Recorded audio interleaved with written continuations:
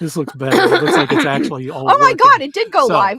We're sorry, folks. We had a little bit of trouble here trying to get the YouTube. This is not how you start. Well, there goes our professionalism for another episode. Maybe we'll get It's it right because we must sometime. live in a neighborhood full of OnlyFans camera girls, and they all just Yes, go on the at 11:30. Hershey is full of them, isn't it? Hershey is full of them. Hello, everybody. This is Agatha Christie They Watched, and I'm Bill Peschel. I'm Teresa Peschel. Okay. And well, actually, the OnlyFans is actually appropriate because we're going to be talking about the French Agatha Christie series, Les Petites Muertes de Agatha Christie, which I'm not saying correctly. I know that. That's close enough, but it's the Mysterious Affair at Styles episode, La Mystérieuse Affaire de Styles, as they put it. And yes, there is a lot of sex. There's lots of adultery. There's just all kinds. And as we say in the description, can the French be any more French? Can they be This is how you find out. If you think there is a lot of adultery going on in an Agatha Christie novel, the French add more. This is up to It's 11, just as we'll amazing. see. This is from the second season. So we have Swan Lawrence and Alice Averall as the redhead reporter who's a ditz, but when she's not. And Marlene Leroy, who is Swan Lawrence's secretary. And yes, Swan is a male name. In France, I guess. Just like Claude is a woman's name in France, apparently. So, okay, whatever. Yeah. But they changed a lot of it around, but the core of the story is still the same. And we're going to have spoilers here, so I just want to make sure we understand we're on the same page here. Spoilers will be mentioned because there's just no other way of describing the story. We have 4 people watching us. Yes, That's don't look at them. Don't look at them. They'll get scared and run away. So stay. It's all right. Just trust us. I was going to say they can't see me, but they can see me. Thank you, Grace. Say goodnight, Gracie. That's the point. But anyway, so this is our 4th viewing of Les Petites Muertes de Agatha Christie's The Mysterious Affair at Styles. But the third Styles, though. Yeah, this is the third version. Third of 4 versions. This is the third of 4 versions. There is a 4th version of Styles, but we're not really going to review it. We're not going to watch it as a separate entity. We'll talk about it because the 4th adaptation of The Mysterious Affair at Styles is buried inside the Chinese telenovela Checkmate, and it is buried inside the 1-2 Buckle My Shoe adaptation. And there it is, the beating heart at Styles, including the bromide in the tonic and the betraying best friend. So when we get to that 1-2 Buckle My Shoe, which is going to be like 5 years from now, that's when we'll bring Styles back up. But if you just want to watch Styles as an adaptation all by itself, not mixed into something else, then this is adaptation number 2. And we watched it last night again for the 4th time. And Les Petites for me is highly variable. They range from truly dreadful adaptations, truly dreadful films, to sometimes when they are just going all cylinders, and it is amazing. And this one really works. Well, we'll go ahead and give you a quick recap in case if you haven't seen the last time we did a Les Petites episode.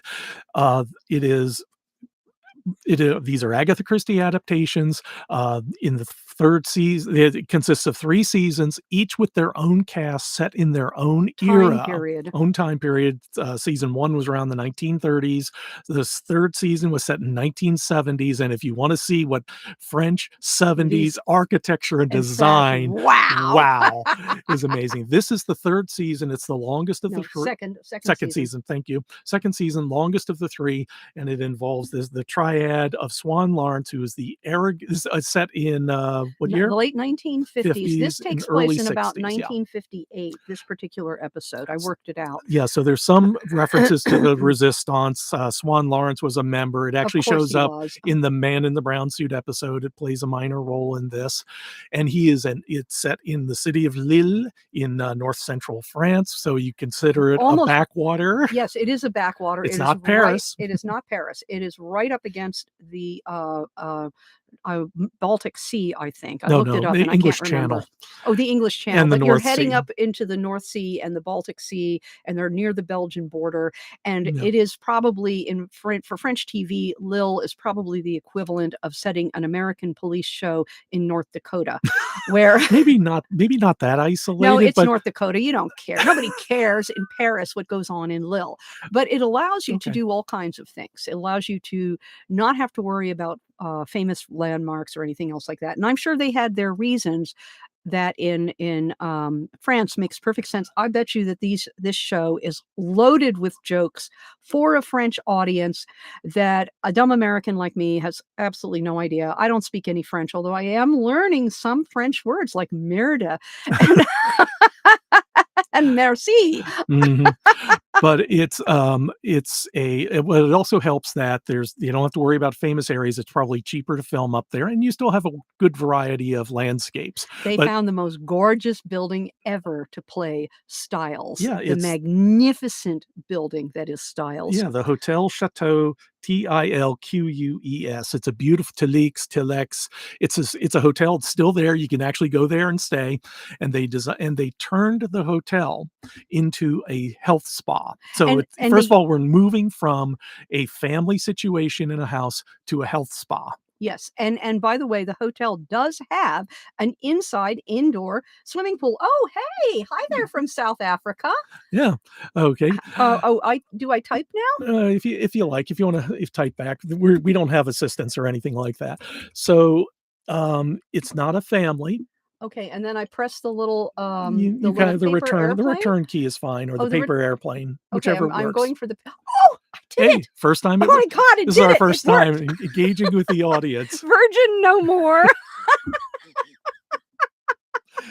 Anyway, it's a health spa. It's a rejuvenating spa. It promises a health cure for a youth health cure, and it's run by Emile, and I know I'm saying her yes, name wrong already. Emile Emilia? or Emily Beauregard. And she's the older proprietor, and she's taking tonics to help try to rejuvenate her from the doctor. Dr. Hoffman. Dr. And Hoffman. this is exactly like the novel. You have an older woman and her much younger husband. In this case, they went all out for mega hottiness in the younger husband, Adrian, and which Agatha didn't do. And then you have, and this is the first time I really paid attention to this. And you have to understand, I'm very familiar with Styles. We've watched the David Suchet version at least twice. We did We the published Hungarian one. an annotated edition, so Oh we yes, read this a lot. I know my Style stories, and yet this watching this is the first time I really thought about Eve, the character of Eve or Evie or Evelyn or however they choose to name her in the adaptation, that she is um, Emily, and I'll try and stick with the French names instead of Mrs. Inglethorpe, but Emily is Emily Beauregard. She is the older woman like Emily Inglethorpe. She is the older woman. She has a long time friend slash companion slash business partner slash employee. It's a complicated relationship. And Mrs. Inglethorpe in the novel has a complex relationship with Evie, but it is with Evelyn, but it is clear that they have been close together for years, 10 years or more. And you see that here. Eve here tells us, Eve Constantine, I think, she tells Lawrence that she and Emily have been running this spa for 10 years. She is an employee, but she is a close partner. She is a business partner. She is a friend. She's very concerned about Emily's health and well-being, and obviously what's going to happen to her business investment with Styles. And it wasn't until we watched it today that I thought about the betrayal that is at the heart of Styles. Eve betrays her longtime friend and companion with her lover. That there's obviously some core in there of utter hatred, that you are happy to know that your longtime business partner and friend and companion, that your lover is how blatant can I be on YouTube? You don't want to no four-letter word, so you could say, having a good time. He's having a really good time with his bed sports with, Yeah. Emily. He has to perform, and one of the things that really brings it out in Les Petites, because of course they are so French, is when you watch the Sex English. obsessed. Okay, they're sex obsessed. Because when you watch the English version, with David Suchet, you don't think about the fact that Alfred Inglethorpe is having to perform Yeah. with Mrs. Inglethorpe, and she expects it. Well, here it is laid on with a trowel, and you get to see Adrian.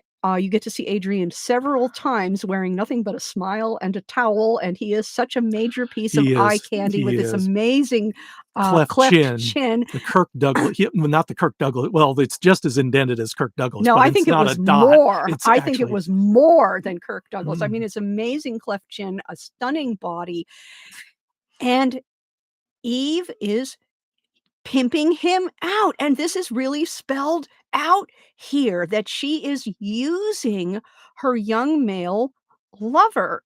And not and you see this several times in Agatha Christie novels. You know, if you go back and look at your Endless Night, and I won't spoil it for those of you who have not read Endless Night, but go back and reread Endless Night, and go back and reread Death Death on the on the Nile.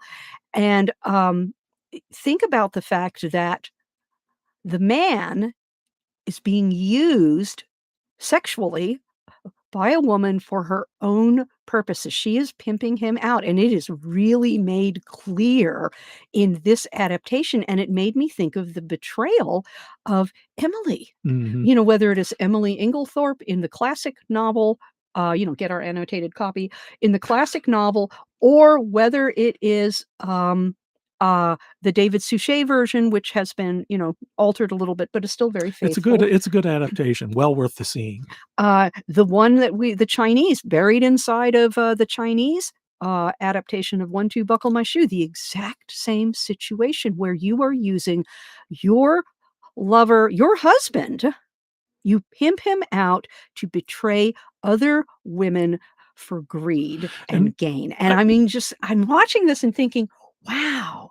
And she used him, and this is where the tragedy comes in, is at the climax, and this is one weird episode, and it is simply loaded with goodies, including Kitty Carnage, if you have not yet seen it. A beautiful, gray, sleek kitty has to die so that Avril may live, and it's a mixed blessing. it's a mixed blessing, I'm afraid. And, and then you get to the climax, and you look at Adrian, and he's looking at Eve, and it's like a puppy. Did I do right? Did I do right? He's young. He's like 25. He was rescued from an orphanage at 15, I think. No, she Or met him. she met him at She was a dean at a boys' reform school, and she seduced the 15-year-old and it was a student. scandal. And I'm absolute scandal. And these things do happen. They've been together for 10 years. Or more. And she has apparently been pimping him out to older women. We know of one instance during the episode, and there's intimations that there's more. He also did it with the minister's wife, Mm-hmm. because there was the older woman who was the cosmetics magnate that Marlene discovered when she was reading the magazines, and she saw the picture of Adrian with the cosmetics magnate. She was wearing a really, really nice Chanel knockoff in pink and gray, but considering that she was very wealthy, it probably was not a Chanel knockoff that she was wearing. It was an original. It was an original. But there was also the prime minister's a French minister's wife who was, again, this is intensely French. She tells us she's married. We know that she's carrying on with Adrian. She drugs Emily so that she can have a tryst with Adrian. And she also has 2 trysts with Lawrence, because this is how apparently policemen in French operate. Yes, I went to investigate you for a murder. Now, will you have dinner with me tonight? Yes, and then it's really very funny because there are old age jokes. There are a lot of age jokes in this particular episode. Age and beauty jokes. And there's this, and proving that Les Petites could have had continuity.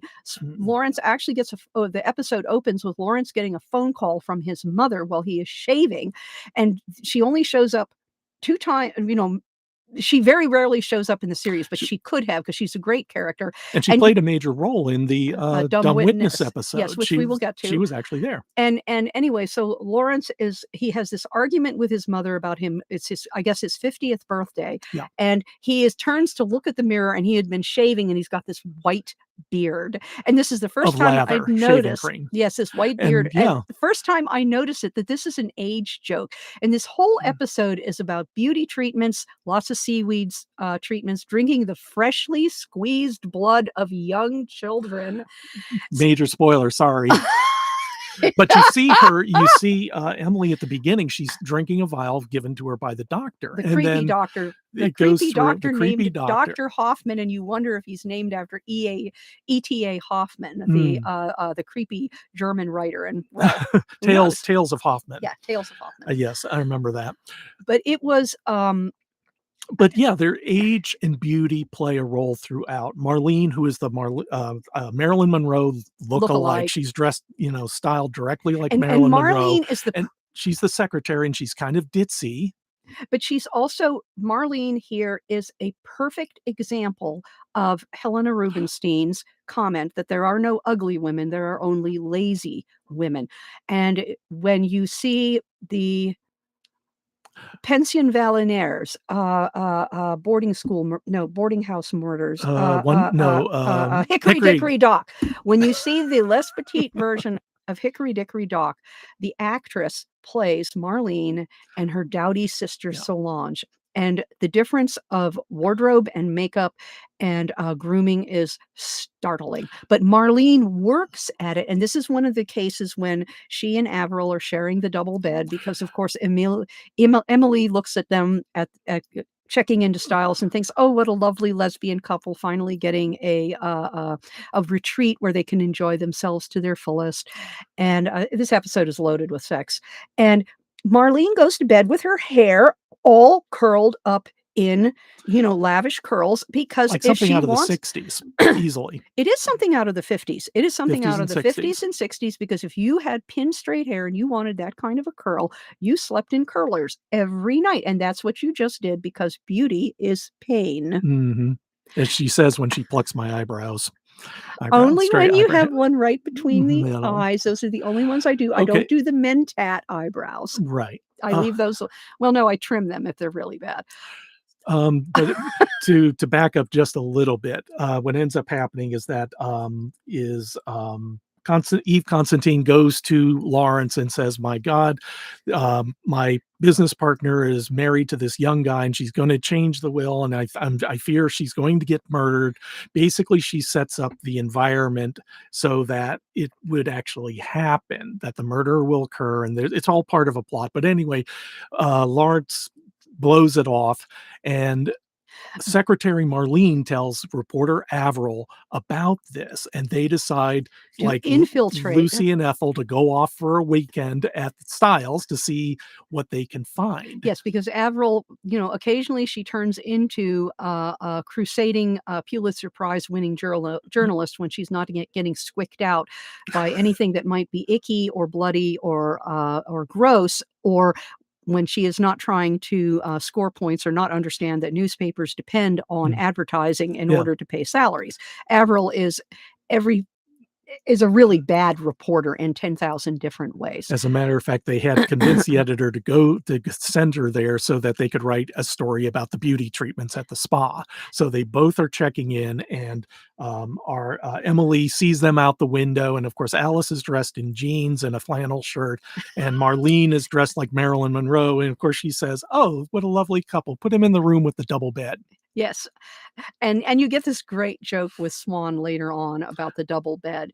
And but they settle in, and of course, and for a change, I noticed this too. For a change, Avril does not discover the first body.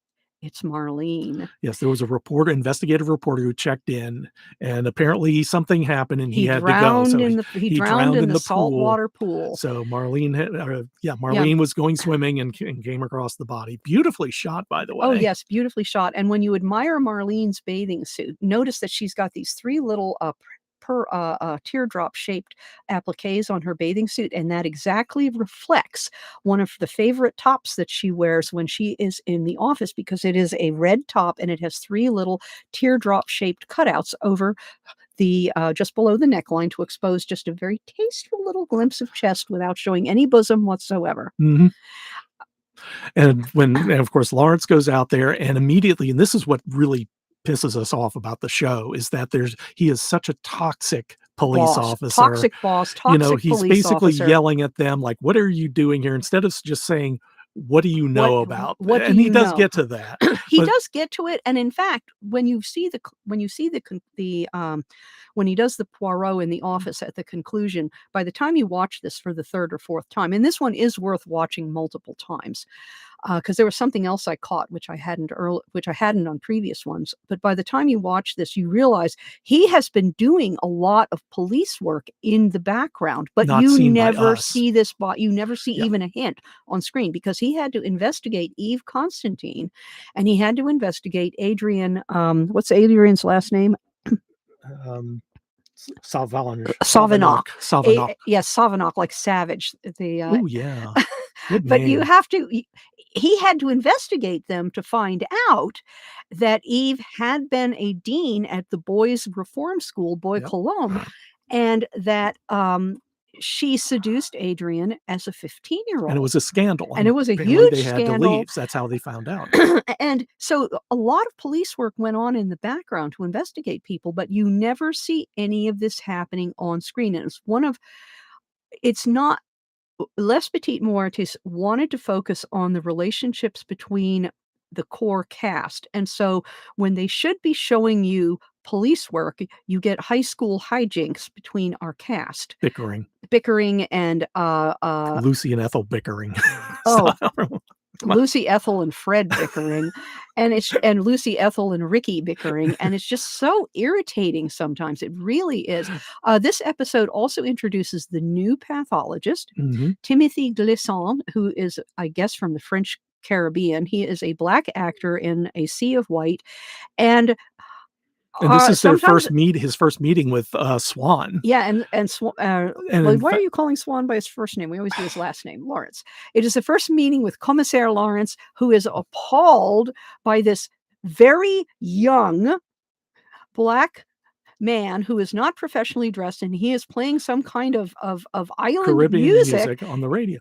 Well, he doesn't even know he's the pathologist. He mistakes him for somebody else, which is why he's reacting like, "What are you doing here?" But once he understands that, and over the course of the episode, that changes. Yes, he becomes very respectful of Glissant's well, he shows Dr. his capabilities. He shows his capabilities. In fact, he discovers the main murder method at the very end.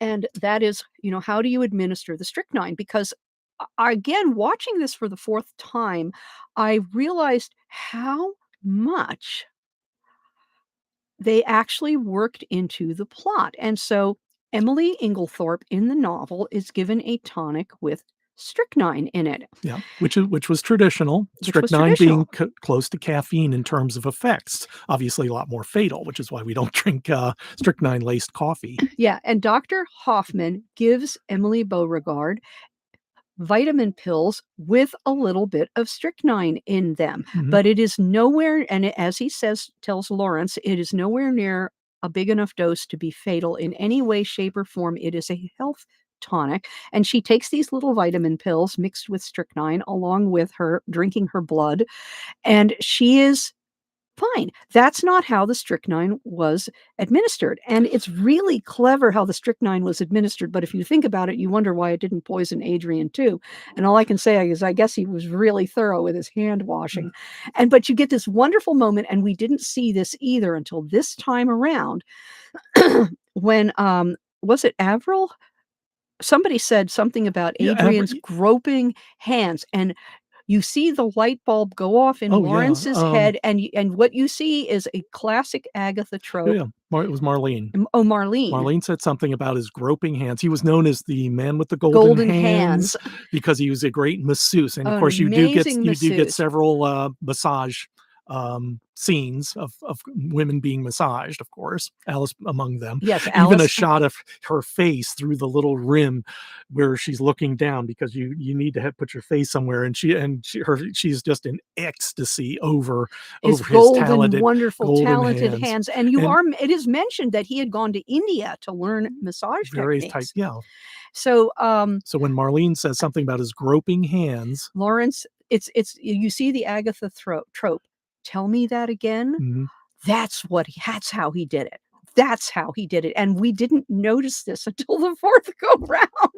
Well, so the strychnine was in the massage oil, which is why when Timothy Glissant said, "She has strychnine everywhere, even her Her skin," skin is which is not saturated with it. normally That's not how you apply it's not it. how you get it. So it's akin to the original novel, which used the principle of chemistry, which I won't go into, but it's one that chemists understand, and I think it's like one of Agatha's slip-ups. She developed a murder method that was not easy for the reader to get unless you know chemistry, Yeah, but it's and still clever here. it is very clever, and there's a lot of tragedy in this particular retelling. Adrian is used by Eve. Yeah. She has used him since she was 15, and he is desperate to be a man. He wants to please her in any way. He will do anything for her. And Emily is also that kind of a user. You get this tragic story. The series is really bad about abusing Avril, and even though she didn't Or have to good. discover the body, she is abused here too, because she finally discovers She who was her an orphan. She grew up an orphan. abandoned as a baby, and here is where she discovers who her true mother is, her real birth mother, and her real birth mother, they actually reconcile, and then her F birth mother immediately dies dies. in her arms. Dies in her It's arms. like 30 seconds of, well, and then before that, it was all, she was traumatized by it, and of course, she argued with her, and then she finally comes into Emily's bedroom and says, "You know, I've reconsidered. I think we should get to know each So other," they're at least a just little in bit. time for her to go, "Ah!" and from strychnine and die in her And arms. but Emily is a user. Yeah. There is no question in your mind that Emily is a user. She doesn't pimp. You would say that she doesn't pimp out Adrian, but she does, because again, didn't really catch this the first couple viewings, but here it was very clear. So you have the character, one of the young Who's a serving serving girls. girl. Yep. She's a serving girl. She does the scut work. She's young. Her name is Dorothy. Mhm. And she is apparently like Avril. She came out of an orphanage, and she has no family. She has a teddy bear named Barnaby, and she is pregnant. She is Emily's adopted daughter. And the reason why Dorothy is pregnant is because in 1958, if you were a postmenopausal woman and you wanted a baby with your hot, hunky husband, there was only one way to get it, and that was to hire A surrogate. a surrogate like Dorothy, a desperate young woman, probably about 23 years old, no family, no education, she's just struggling to keep her head afloat. And I wasn't sure exactly how um, Dorothy became pregnant, but this go round, I finally realized she Emily insisted that Adrian have sex with her until she got knocked up. And you think, wow, young men really can perform against all odds, can't they? And that all these women were using Adrian. Mhm. Emily used Adrian. She wanted a baby with Adrian so bad, she certainly wasn't going to adopt a baby out of an orphanage, even though French orphanages are apparently loaded with children. Well. She wasn't going to adopt one. She had to have a baby that he had fathered. And since she couldn't provide the egg and there is no surrogacy, she uses Dorothy. Mhm. And she insists that Dorothy have the baby, and this is why Dorothy blackmails her, and this is why Dorothy insists on being adopted herself, because she doesn't want the baby, but she's being paid to have the baby, and she recognizes that unless she is formally adopted by Emily, once the baby is gone, she's out in the cold. Mhm. Yeah. So Emily But uses her. and in the end, when Emily gets murdered, she comes in for half of the estate. Yeah, she comes in for her. Although there's this thing, and I don't know about the blackmail part in a way because Yeah. there wasn't really any leverage she had except the fact that she has the baby and she's going to have it. So being paid off a little bit here and there doesn't really rise to the level of blackmail No, no, but Swan implies that it does. yeah, Lawrence implies that it does. Well, we I never like hear. calling him Swan. He's such a fluttery white bird, you know? He is unswan-like. He More like he can break your arm. so can eagles. But, you look at Dorothy, and she's not a particularly pleasant character, and Confucius the cat does not like her, which is an important clue to what kind of a person that she is, because Confucius the cat really likes Avril, which is an important clue that obviously she must be Emily's natural daughter because Confucius doesn't like many people. But you look at Dorothy, and she was used by Emily. Emily uses people. She uses Dorothy to get the baby that she wants. She uses Dr. Hoffman to get the beauty treatments that she wants. Dr. Hoffman provides her with blood from children that he buys so that she can swig it Not the back. children he buys the blood from the He children. buys We the have the blood scene from with a children. mother and child. And there's probably an entire story hidden in there where this mother is virtually in tears in Lawrence's office that, yeah, she sold her kid's blood and she needed the money. Yeah. It's fairly clear she needed the money. It isn't spelled out on the screen, but I think it's fairly obvious. She wouldn't have done this if she didn't need the money. Yeah. And Emily doesn't care. Emily had the torrid affair with Anais Nin. Emily is now a widow. And after her widowhood, she went to India, and that's where by accident she met Adrian, which was all set up by her companion Eve. And both of these women have no compunction whatsoever about using everyone around them. Yeah. So you see what we mean when we say this is Styles bumped up to 11? Wow. Because there was no sex surrogacy in the original Agatha Christie novel, nor drinking the blood of children to stay young. No. I've read this several times. I'm pretty sure Agatha never used that in any of her books. She didn't. But it was great. It was great fun. This was really good to watch. This is definitely one of their best episodes. And again, having now watched this 4 times, there was a lot more of the novel in there than I realized, carefully layered in. Like I had totally missed the fact that Emily was taking a health tonic with strychnine in it. She was taking little vitamin pills with strychnine along with her freshly squeezed blood.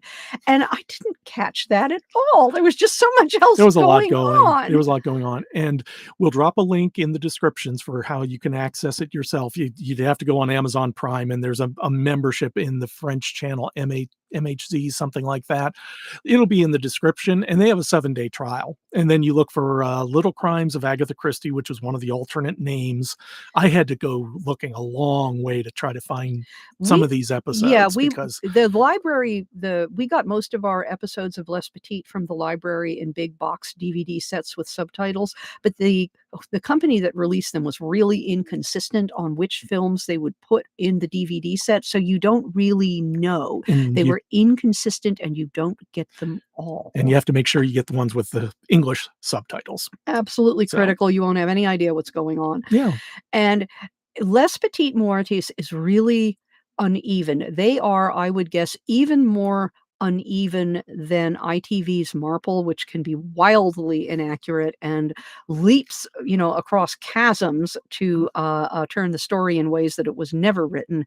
And Les Petites does that a lot, even more. But when they succeed, it's amazing. And even when they don't succeed, there will sometimes be a scene or two that really encapsulates the true horror buried in Agatha Christie. And I'm thinking, I mentioned it to you earlier today when we were getting set up about their version of Why Didn't They Ask Evans, where you really understand for the first time what an evil, evil, evil man Roger Basington French is. Now, one thing we should mention is why watch these? If you're an Agatha fan. And we were talking about it as in relation to French culture. Oh, yes, it also shows you, they are French. This is a French TV show, and they have a French audience, and they make French jokes for their French audience. And they look at Agatha Christie a little bit differently. They emphasize different points, like they add extra adultery, but it also shows you the story. It makes you think about the story in different ways than you would have before. As I said, watching this for the 4th time, it's the first time I really considered the betrayal that is at the heart of Styles, which is that Eve Howard betrays her longtime friend, companion, she's almost a partner with Emily Inglethorpe. That's what she does.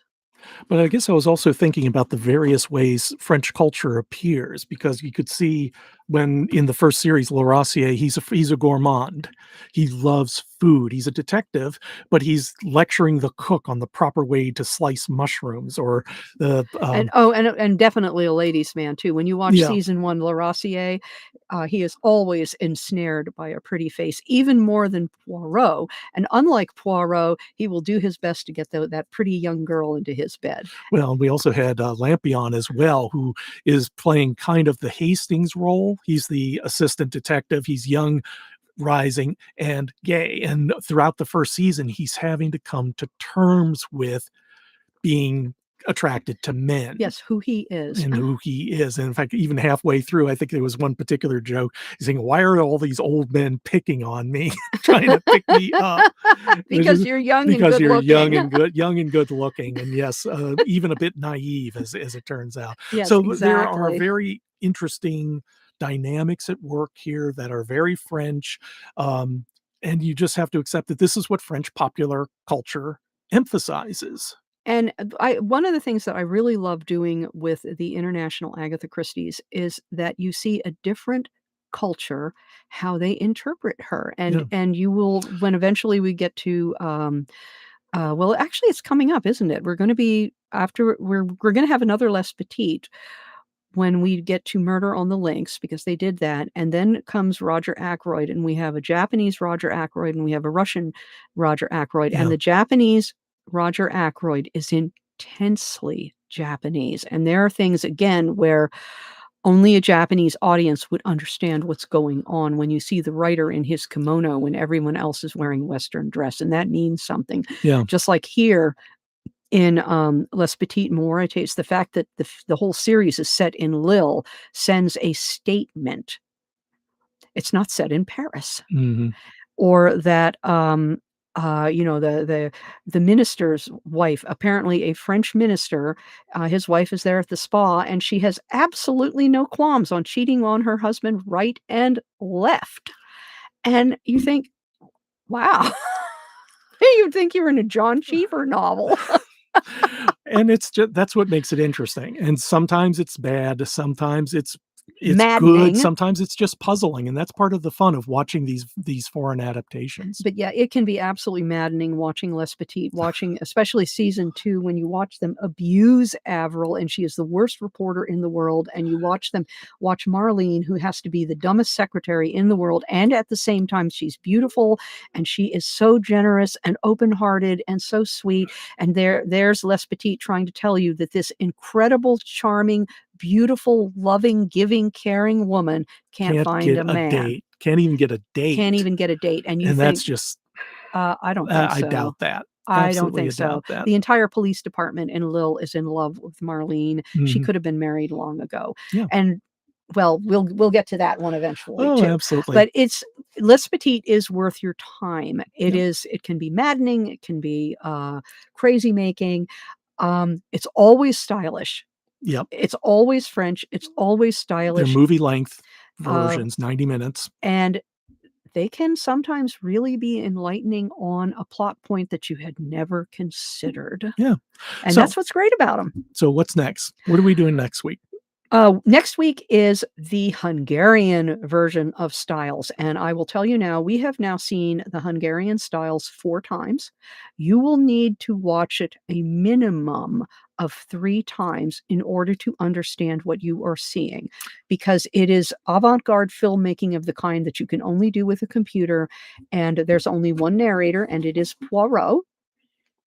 But what you see on screen is this mishmash, this maze of film from the 1910s, 1920s, silent movies the silent mostly. movie era mostly, DOS commands, pieces of the Albert Finney, Murder on the Orient Express, even a little bits of video game stuff here and there, all interwoven. You will have 5 separate pieces of film running at the same time. Sometimes they run On a forward, loop, you so know, you can still see what they're doing. and the subtitles are maddeningly small, and the first time you watch this, you have no idea what you saw.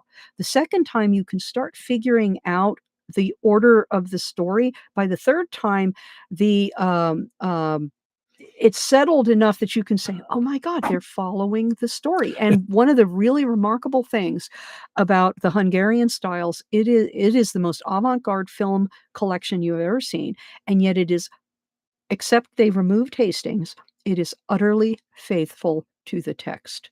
Completely and utterly faithful to the text. It can be found on YouTube. It's an hour and 5 minutes long. Again, I'll put a link in the description so you can go directly to it because it's really kind of tough.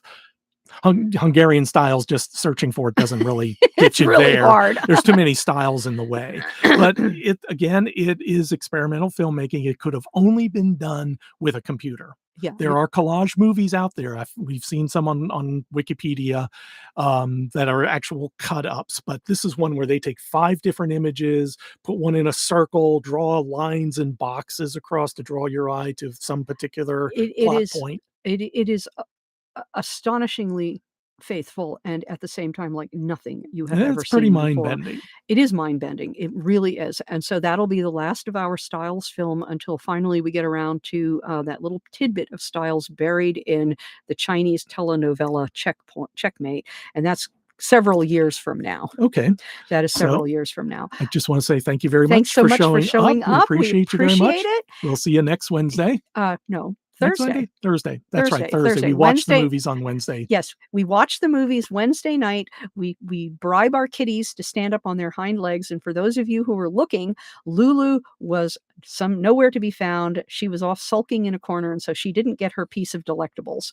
But we hope that next Wednesday, Lulu will show up. That's right. Now we do that on Wednesday. We put it up on our Instagram feed, and we come on Thursday at 11:30, and we'll talk about it. Yes, and so we'll see you next week with the Hungarian Styles.